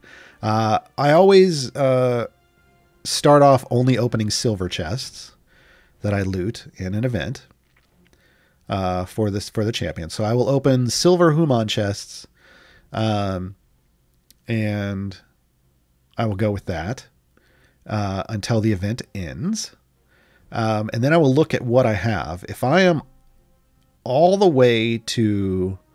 if I have all my whites and greens, then I will probably continue to hold my Electrum chests. But if for some reason I'm missing whites or greens, then I will open the Electrum chests and see if that fills in those gaps for me. And I will do that after the event, or towards the end of the event, right? And then I will open up, and then after that potential Electrum opening, then I will open all my gold chests. So I always opened all the silvers and then did the golds at the end to make sure I got at least all the whites and greens and hopefully some blues, just because of the way that gold chests work in terms of guaranteeing you gear. I wanted to make sure that all of my gold chests were either giving me blues I needed or, hopefully some epics, and waiting to get. And I didn't, in that way I don't end up with any gaps in my collection. So Electrum will be this filler that I use in between, right? In between silver and golds. Some people are saying use your Electrum chests first, and I don't really agree with that. Because Electrum, I feel like you just need to use those silvers you're getting from the event anyway.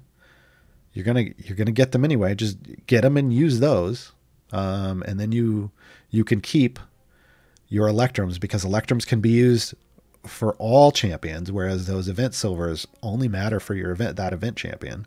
So use them for that event champion first, then let your Electrums be potential filler, not necessarily used, potential filler if you need it, if you feel like you need it, or bank them. Like Electrum become these things that you could hold on to if you want.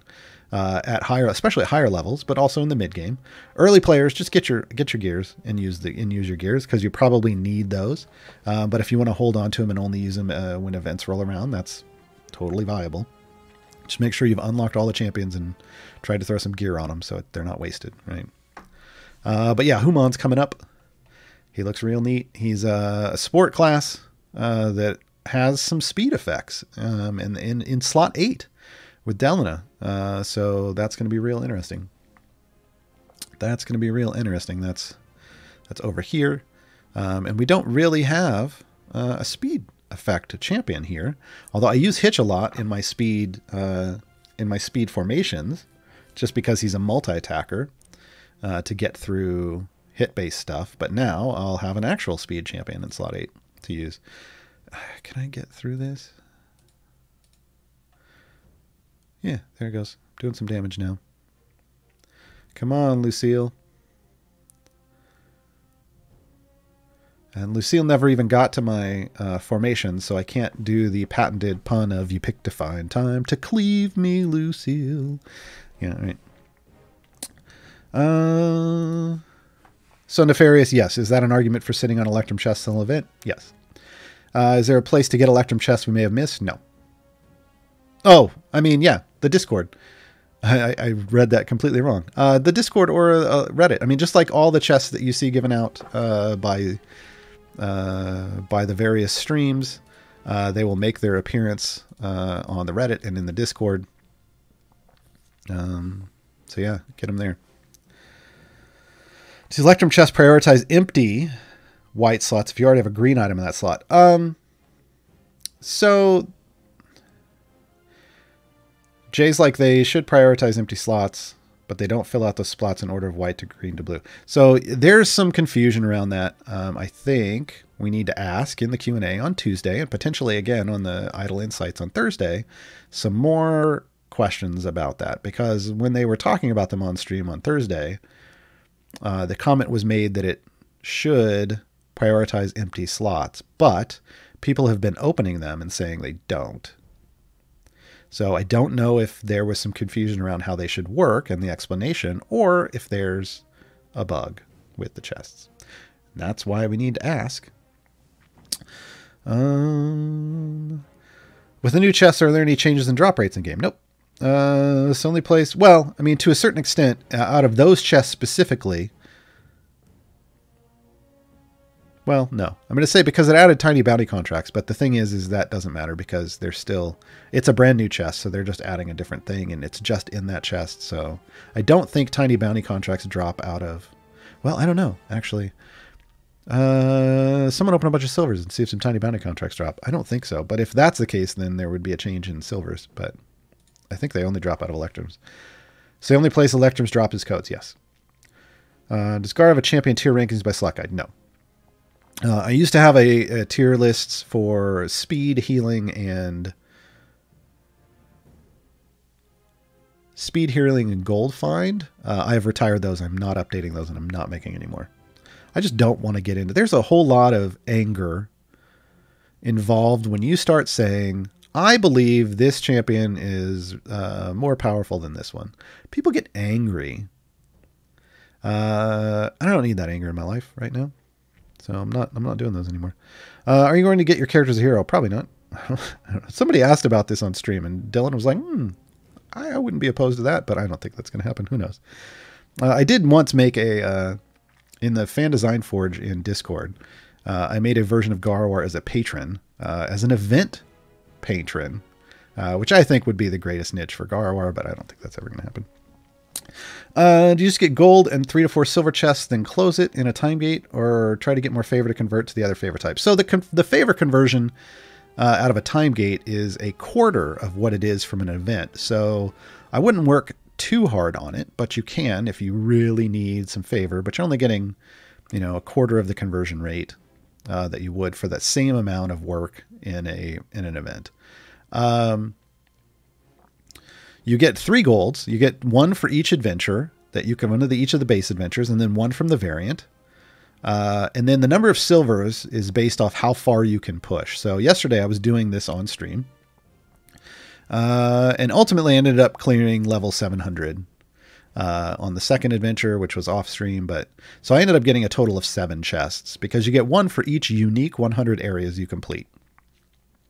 So between the 2 adventures I ran and pushed deep on, I got 7 chests because I got all the way to, I cleared 700. And then I just did the variant and then I bailed. I didn't worry about getting lots of favor or anything. So a newer player may only get a couple silver chests. Some might get 4 or 5. In-game players could, like I could have worked really hard and tried to get 8 or 9, but it just wasn't worth it to me, so I didn't. What are the mile markers for mid-game and end-game? So I kind of determined, I kind of set my own and called my own mile marker for, we're not going to get past this. I called my own mile marker for early game ending and transitioning to mid-game in my new player reference, basically as the point where you have collected all the evergreen champions, you've completed the current adventure, base adventures in, and base adventures, hold on, let me define base adventures for anyone who's new. base adventures are these top level adventures, the named things that are the Cursed Farmer, the Mad Wizard, the Beast Intentions, Terror in the Dark. These are your adventures. These are your storyline adventures through your campaign. This is the Sword Coast. These drop down ones underneath of it, these are variants off of the Cursed Farmer. So you're doing the Cursed Farmer, but you have a variant rule because see, must have completed the Cursed Farmer. These are variants of the Cursed Farmer.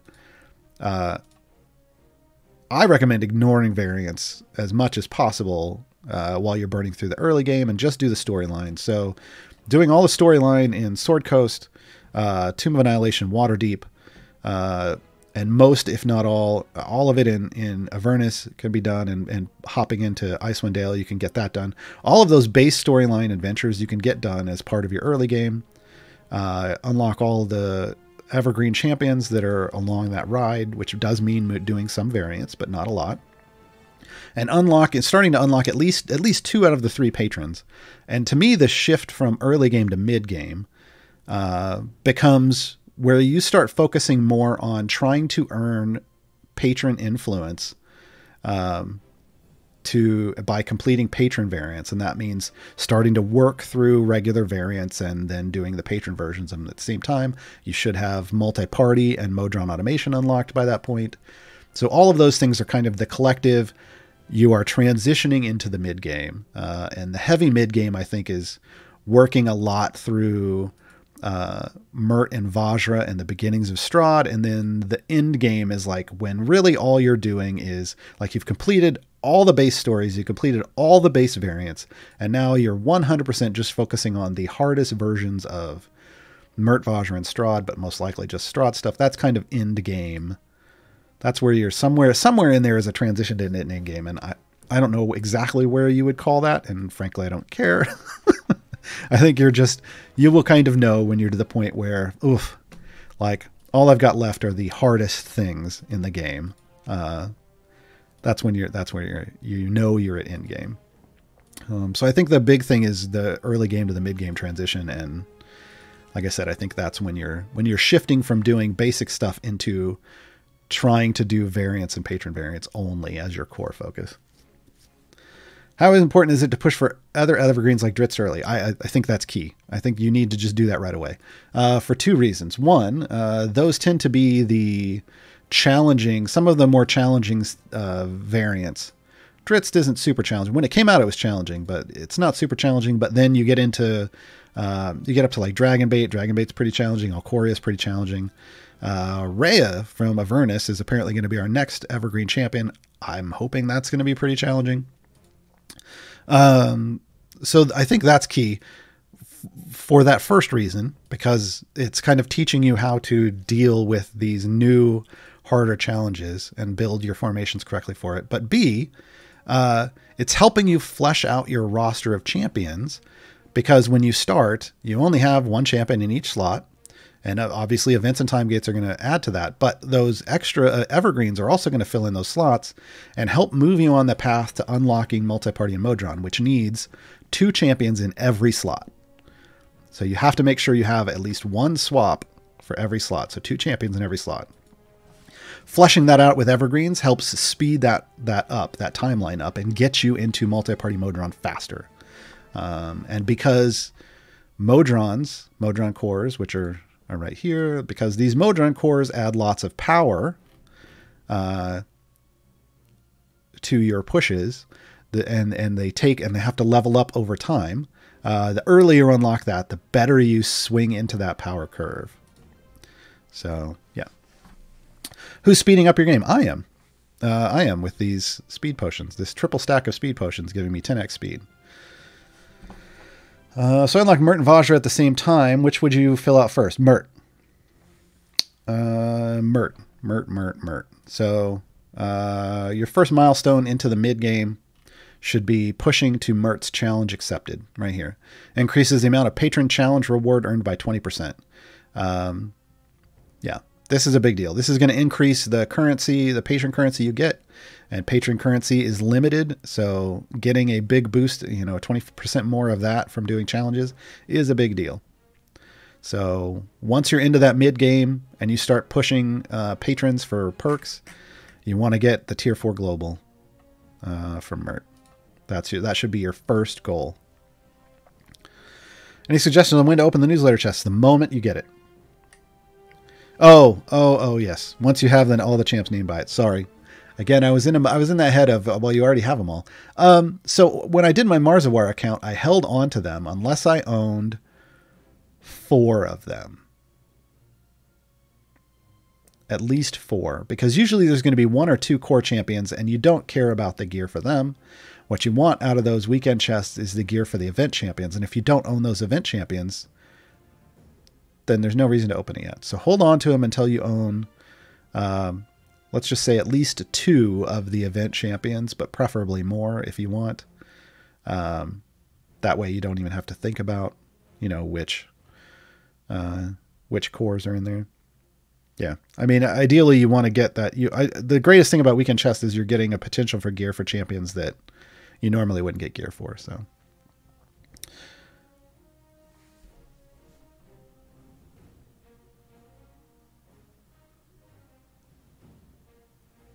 someone's saying swap this to here so that they can buff Lucius, but I'm not in. I want the debuff off of him. I don't care about his friend tagging in. And that's the one that has an adjacency requirement. Do you have a guess to how much the next Modron core will cost? $1 million. No, I have no idea. With a Krull left over, it's easy to transition to an Azaka formation. How do you transition from a Shara DPS formation to an Azaka form? First off,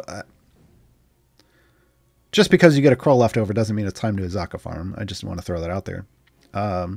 And normally you're specifically trying to kill off everything but one. So how do you transition from a Shara DPS formation to a Azaka farm? This goes back to the early days of Azaka farming, back before Krull existed. You have to attempt to manipulate everything on the screen so that only one thing is left alive. More often than not, for a Shara DPSers, you're probably going to end up favor farming the boss, which means not as optimal a formation because you're going to need some kind of a knockback or freeze, or you can do the Havilar shenanigans. Havilar shenanigans probably for those melee bosses. Doesn't work on ranged bosses as we're seeing here because we're going to die at some point. But early on, when Azaka farming was in its infancy and was originally created, you had to manually manipulate via clicks to hold one of the minions kind of back as far back as possible while all the others went up front and the boss went up front, and then you bursted down this group before this one got up in range. It was a lot of work. So that's one way to do it. You can put in that work to try to get one of those up. The way that I do it is still viable, which is you can do Gym and try to do a Mimic. That should still work. There are some issues now with Trader where, if you're using Krull, where Trader can wipe that Mimic out, and it does definitely make it harder, but not necessarily impossible. Azaka farming overall is a little harder when you're trying to do a Shara, and with the new version, like the new fixed version of Krull. But yeah, I mean, it's still doable. So a limit on the number of buffs you can have. I'm not sure what that means. I'm just going to say no, because I don't know which buffs you're referring to. Is there any consideration for the multiple champion type labels with respect to patron challenges without support, since almost everything that isn't a DPS is a support? So if you want without supports, then you can't have the support tag show up at all. And without support is the most annoying patron challenge of all, because that means pure DPS. The only tank you're going to have is Archon, because he's the only one that's tank DPS. So it's Archon plus lots of DPS, which basically means you're doing those levels with click damage, because there's no real buffs coming off of pure DPS champions or of Archon as DPS. So you're not going to get very far. There isn't really a synergy. You're not going to get far at all with those champions. You're basically relying on how far you can click. Gar's your click damage guide on YouTube. I don't have a click damage guide. That's Cyrus Dane, Cirusdane. And no, it's on the Reddit and in the Discord. I think it's cored out of a Google Doc. So you can look for that. Which one would you consider more useful position 2? I only have Celeste or Dinar. I think those two are fantastic, but we just got Talon. Were you not around to get Talon? And we just got Talon in slot 2 in the last event. And they're pretty cool. But if you have Celeste and Nar, I think you're fine. Weekend chest? Yes, weekend chest. So if you sign up for the newsletter, you get a weekend chest, which contains gear for all of these champions. If we look up here, this is the current weekend chest. It's the gold dungeon director chests. So it has gear for Baloth, Brunor, Grimm, Shandy, Baloth, Brunor, Beetle and Grimm, Shandy, and Averin. And the golden epic, I need to get this one, is Morbid Excitement for Baloth. And we did it. Yeah, that boss wasn't going to go down. That's fine. Again, this is, I mean, I got pretty far for just a pure Heroes of Aerois with friends formation. I could get further if I started modifying things and, you know, didn't necessarily keep all of the Heroes of Aerois in, but I still cleared into the, well into the 600. So like I said, you can do all of that stuff. Yeah. I think, was there anything else? Let's see. We talked about Human coming soon. You can find this link in the Discord, and it's posted it's sticky to the top of the subreddit, so you can see the champion spotlight for Human. Still up in the air about whether this is C&E original or not. I think it is, because the generic 3 kobolds in a trench coat that shows up in Icewind Dale book, I don't think it has a name. I don't think the kobolds are named. I think C&E kind of built this based off that idea. But I don't know. We need to ask them. You can get all of that information in this. And also, hey, new emotes. The one emote that doesn't show up here is there is a hashtag blessed emote. Which of course is tier 2, which means you have to have a tier 2 sub instead of a tier 1 sub. But if you don't have subs to the channel, you can use those channel points that are down there underneath the send message box to unlock a random sub emote or to choose a specific emote by spending some of your channel points. You can only unlock the tier 1 subs, but that's all of the Gaarawarr emotes are in there now. Those got moved around, but the more you see, here's all of mine. The more subs the channel gets, the more slots it gets for emotes, so the more can then be slid into slot 1.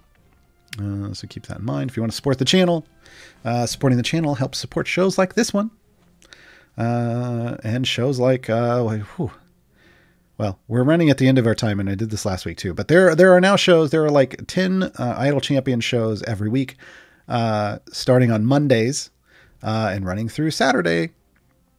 Most days there's 2 of them each day, and they're going to be adding another one in February, which they are saying is the most biggest, awesomer, no, but the one that they've really kind of put the most effort and energy and work across the entire C&E Idle Champions team to make happen. So